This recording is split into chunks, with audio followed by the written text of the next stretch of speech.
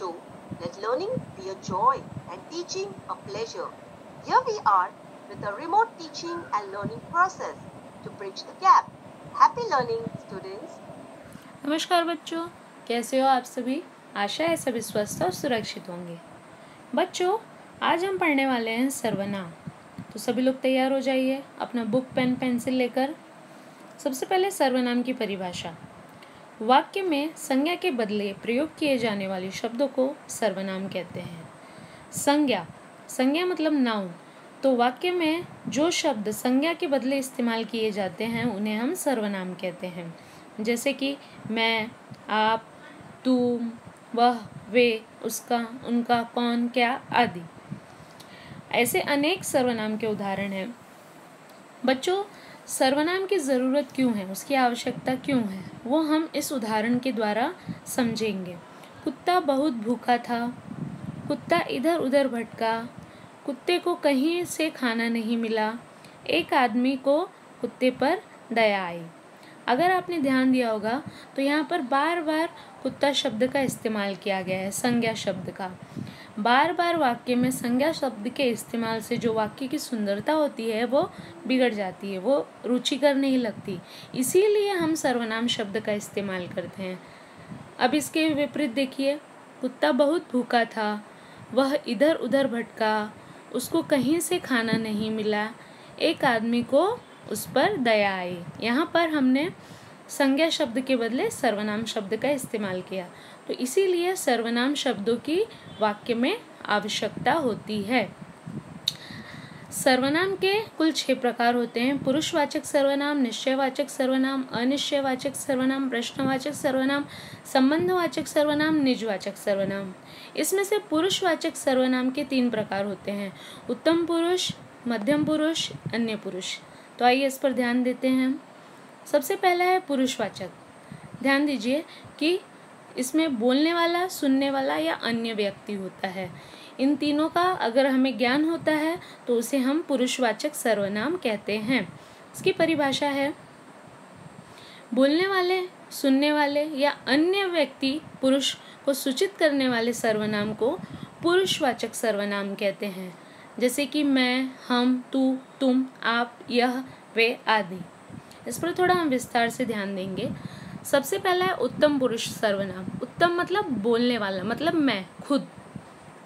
जिन सर्वनामों का प्रयोग बोलने वाले या लिखने वाले अपने लिए करते हैं उन्हें उत्तम पुरुष सर्वनाम कहते हैं।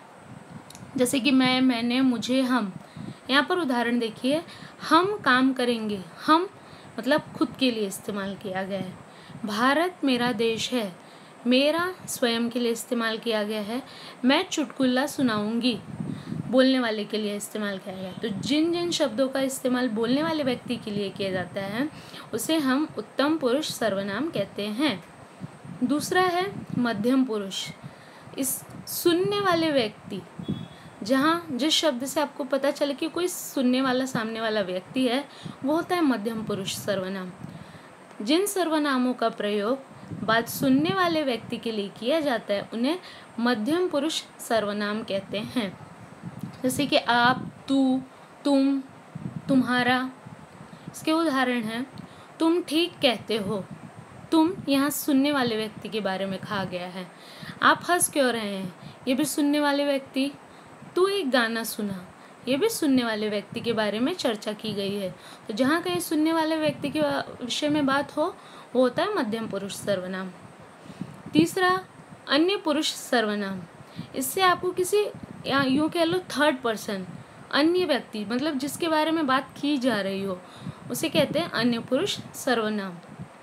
जिन सर्वनामों का प्रयोग अन्य व्यक्ति के लिए किया जाता है उसे अन्य पुरुष सर्वनाम कहते हैं। जैसे कि वह, वे, उसका, उस, उन, इन, इसके। उदाहरण है, वह अच्छा लड़का है। अभी ना तो ये बोलने वाला है न सुनने वाला है, ये कोई थर्ड पर्सन है, तो वो हो गया अन्य पुरुष। उसे घर ले चलो, ये भी हो गया थर्ड पर्सन। यह पेड़ छायादार है, मतलब किसी अन्य के बारे में बातचीत हो रही है तो वो कहलाता है अन्य पुरुष सर्वनाम। आइए कुछ और उदाहरण देखते हैं। उत्तम पुरुष का उदाहरण, मैं विद्यालय जा रहा हूँ, हम पढ़ाई कर रहे हैं। मध्यम पुरुष का उदाहरण, आप बहुत अच्छी हैं, तुम मेरे साथ खेलने चलो। अन्य पुरुष का उदाहरण, उसे ठंड लग रही है, वे हमेशा सोच में ही डूबे रहते हैं। दूसरा प्रकार है निश्चयवाचक सर्वनाम। इससे आपको श्योरिटी पता चलती है, किसकी? निश्चित व्यक्ति की और वस्तु की। तो जिन सर्वनाम शब्द से किसी पास या दूर के व्यक्ति या वस्तु का निश्चित ज्ञान हो, उसे निश्चयवाचक सर्वनाम कहते हैं। मतलब आप श्योर होते हो, डेफिनेट होते हो कि भाई ये है ही, तो उसे हम निश्चयवाचक सर्वनाम कहते हैं। जैसे यह मेरा भाई है। अभी आप किसी और के भाई को नहीं कह सकते कि ये मेरा भाई है, क्योंकि वो आपका भाई है, आप निश्चय हो उस चीज़ से लेकर, तो इसीलिए आप कह रहे हो ये मेरा भाई है, वे मेरे मित्र हैं, वह नया घर है। मतलब यहाँ पर आपने श्योरिटी दिखाई है, निश्चितता दिखाई है, इसीलिए इसे निश्चयवाचक सर्वनाम कहते हैं। उदाहरण के तौर पर पहला है वे मेरे खिलौने हैं, दूसरा यह मेरी माँ है। अगला सर्वनाम है अनिश्चयवाचक सर्वनाम। अनिश्चयवाचक जहाँ पर न तो वस्तु, न तो व्यक्ति और न तो स्थान की निश्चितता होती है, श्योरिटी नहीं होती है, उसे हम अनिश्चयवाचक सर्वनाम कहते हैं। परिभाषा, जो सर्वनाम शब्द अनिश्चित व्यक्ति, वस्तु, स्थान आदि का बोध कराते हैं वे अनिश्चयवाचक सर्वनाम कहलाते हैं। मतलब किसी की भी श्योरिटी नहीं होती, हम डाउटफुल होते हैं, वे अनिश्चयवाचक सर्वनाम कहलाते हैं। जैसे कि कोई, कुछ, किसी, कहीं, ऐसे शब्द। पहला है बाहर कोई आया है। यहाँ पर कोई शब्द मतलब हमें पता नहीं है वो कौन है, हम श्योर नहीं है, तो ये हो गया अनिश्चयवाचक। दूसरा, माताजी कुछ बना रही हैं, बच्चे को नहीं मालूम कि उसकी मम्मी क्या बना रही हैं, तो वो हो गया अनिश्चय। तीसरा, वह अचानक कहीं चला गया, ये भी हो गया अनिश्चयवाचक सर्वनाम। कुछ और उदाहरण हैं, जैसे दरवाजे के बाहर कोई तो खड़ा है, कौन खड़ा है हमें पता नहीं है। दूसरा, गरीब को कुछ तो दे दो, ये हो गए अनिश्चयवाचक सर्वनाम। अगला है संबंध। संबंध मतलब होता है रिलेशन। तो जहाँ से आपको पता चले, जिस सर्वनाम शब्द से आपको पता चले कि वो एक दूसरे संज्ञा या सर्वनाम से रिलेशन, संबंध रखता है, वो होता है संबंधवाचक सर्वनाम। परिभाषा, जो सर्वनाम शब्द वाक्य में आए दूसरे संज्ञा या सर्वनाम शब्द से संबंध बताएं, उसे हम संबंधवाचक सर्वनाम कहते हैं। जैसे कि जैसा, वैसा, जो, वो, जो, वह, जितना, उतना, ऐसे शब्द। यहाँ पे कुछ उदाहरण हैं, जैसा करोगे वैसा भरोगे, जिसने खोजा उसने पाया, जो वहाँ खड़ा है वह मेरा भाई है। अब यहाँ पर आप देखिए, एक का रिलेशन दूसरे के साथ जोड़ा गया है, तो ये होता है संबंध। उदाहरण, जैसे को तैसा, जो बोया वह पाया, जैसा करोगे वैसा भरोगे। अगला है प्रश्नवाचक सर्वनाम। इन वाक्यों से आपको किसी के प्रश्न पूछने का ज्ञान होता है, तो उसे प्रश्नवाचक सर्वनाम कहते हैं। परिभाषा, जिस सर्वनाम का प्रयोग प्रश्न पूछने के लिए किया जाता है उसे हम प्रश्नवाचक सर्वनाम कहते हैं। जैसे क्या, कौन, कहाँ, किससे, कब, कैसे।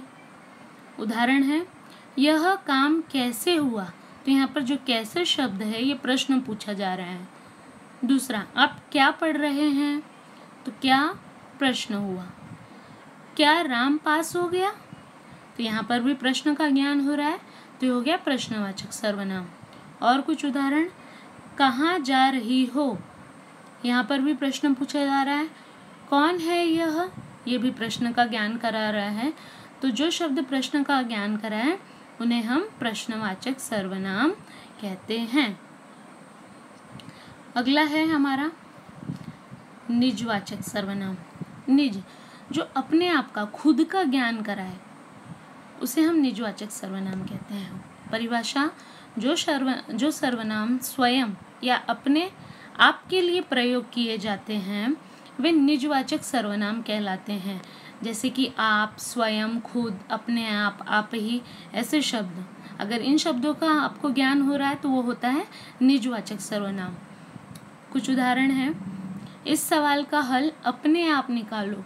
अपने आप मतलब वो किसी पर जोर दिया गया, अपने आप पर जोर दिया गया है, तो वो निजवाचक सर्वनाम। दूसरा है वह स्वयं ही चला गया, ये भी अपने आप के बारे में बताया गया है। तीसरा, वह सारी बातें खुद समझ गया। यहाँ पर खुद जो शब्द है ये भी अपने आप के लिए प्रयोग किया गया है, कर्ता पर बल दिया गया है, तो ये निजवाचक सर्वनाम कहलाते हैं। जैसे यहाँ कुछ उदाहरण दिया गया है। नेहा आज खुद खाना पकाएगी। खुद शब्द यानी निजवाचक। दूसरा, श्याम अपने आप नहाएगा। अपने आप अर्थात निजवाचक सर्वनाम। तो ये थे सर्वनाम के 6 प्रकार। ये आपके लिए कुछ उदाहरण दिए गए हैं जिसे आप पढ़ सकते हैं, लर्न कर सकते हैं। यहाँ पर चौथी कक्षा के लिए कुछ प्रश्न दिए गए हैं जिन्हें उनको अपनी बुक में उतारना है और उनके उत्तर लिखने हैं। और यहाँ पर कुछ प्रश्न 5वीं कक्षा के लिए हैं, उन्हें भी सर्वनाम के, रेखांकित सर्वनाम के प्रकार पहचान कर लिखना है, वो इनका होमवर्क है। तो बच्चों ये थे सर्वनाम और सर्वनाम के प्रकार। ऐसे ही हर रोज कुछ नया सीखते रहिए, स्वस्थ रहिए, सुरक्षित रहिए और अपना ध्यान दीजिए। धन्यवाद।